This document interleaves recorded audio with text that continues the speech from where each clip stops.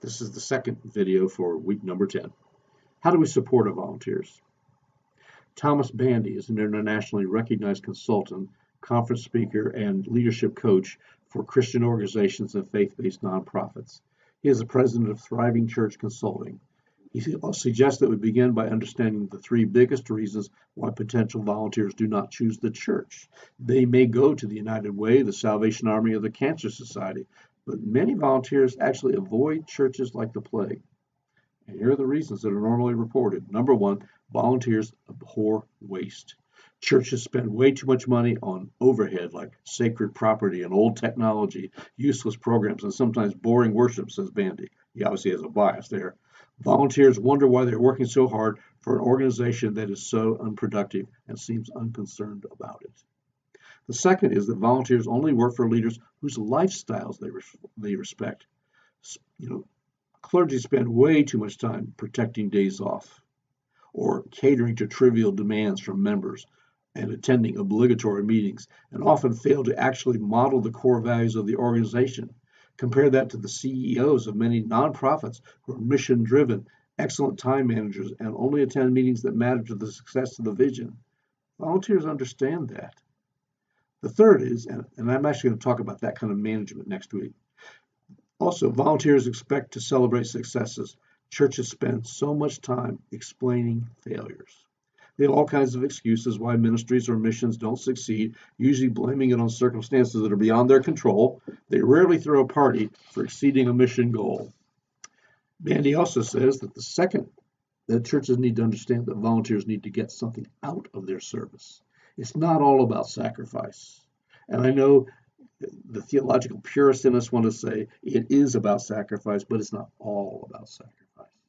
The four things that volunteers want to get out of their unpaid services are, and they don't expect to be paid. One is the joy of being part of a big, bold, powerful, and exciting vision. When something is really on fire, they're on fire. Two, new and deeper friendships that enhance their entire life. When they work with other people who bring their gifts and their personalities and their passions, we are enriched. Third is the sincere appreciation, not only for their work, but also for their personal gifts and individual qualities. Sincere appreciation. My friend Rich Thornton, when he was pastoring, would often spend Monday just writing notes to people who volunteered in the church, thanking them specifically for what they did. And finally, training that is so useful that they can apply it to their careers, families, and personal pursuits. In other words, what they learn in the church to serve the church, does it have broader implications? Churches do not often meet any of these expectations. The vision is small or vague. New friendships are surprising coincidences because the task is all that matters. Appreciation is lukewarm and stingy. Mediocrity is encouraged because churches only accept what volunteers bring and then don't try to help them improve, says Bandy. And finally, he says, churches need to learn the absolute number one reason why volunteers give up, walk out, and never come back. They simply will not allow themselves to suffer abuse. All it takes is one bullying, mean, critical, offensive church matriarch or patriarch to treat a church volunteer disgracefully. Not only will that volunteer quit, but the word will quickly spread that the church is not able or unwilling to protect their volunteers. Unfortunately, lack of the culture of accountability is the biggest reason why churches do not attract more volunteers. In one of the churches I served as interim, I had two volunteers who were preparing for worship. Worship was going to begin in about 30 minutes. But one of the men in the church who was actually a trustee, who was disturbed about the condition of the sanctuary that day, and thinking that those men were responsible for it, decided he would go to the first man, or accountable for it. He went to the first man who was trying to prepare for worship and began to just simply ream him out. That person was wise enough to say, right now I'm preparing for worship, but I believe this is important to you. Could we meet tomorrow and we could talk about it? He didn't like that. But because he didn't get satisfaction for the first, he went to the other person who was preparing and proceeded to do the same thing. I ended up sending the guy a note saying, you need to come and see me. And I told him, we understand your concern, but you were absolutely in the wrong. to do that at the time you chose to do it. I know you're a person who likes to deal with things when they come to you and you want to deal with them immediately, but that impulse is not always godly. We need to think about that. Now, again, I want to go back to Tina Stewart. She also talks about avoiding volunteer burnout. One of the ways we get rid of volunteer burnout is to get rid of sacred cows. Long-established churches often have programs that are being run simply because they have always been there and are most likely sacred to someone. And the more programs you have, the more volunteers you need to run them, and no program should be so precious that it cannot be eliminated, or a way of doing things. When I was at Landisville, we had a set of new deaconesses who prepared communion. They knew what to do. They kind of read the instructions, so to speak. But the one thing they did not do is when they cut up the bread for communion, they didn't take the crusts off. In other words, they didn't trim that off. And you need to know that before communion was even over with, they were getting some complaints, particularly from some of the previous deaconesses who had not involved themselves in training, that it had been done wrong because the crusts had been left on. And the deaconesses just came and sat with the elders, and they reported this. Reported says a little bit of a frustration, and one of the elders said, "Tell them, we'll tell them, that doesn't matter. That really doesn't matter. It may have been the way you have always done it, but the important thing is what that symbolized. It doesn't matter to you that you didn't cut the crusts off." And one of the deaconesses, with a wonderful sense of humor, says, "Well, that's all right. We didn't worry about cutting the crusts off. Jesus had skin on." If you got that joke.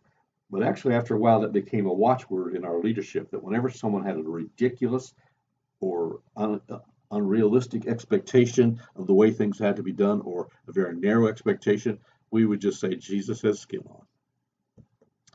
What might have been effective highly in the ministry 5 or 10 years ago can end up by draining maintenance ministry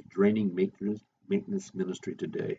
Needs change, churches grow and shrink, demographics change, people and their needs alter. This means ministries are always in a flux.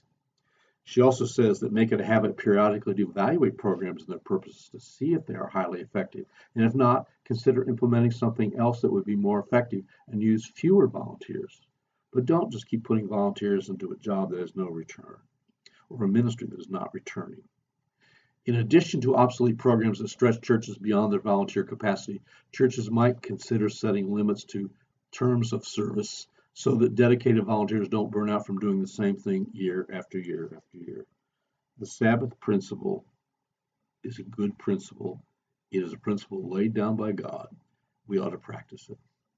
And she says, show appreciation.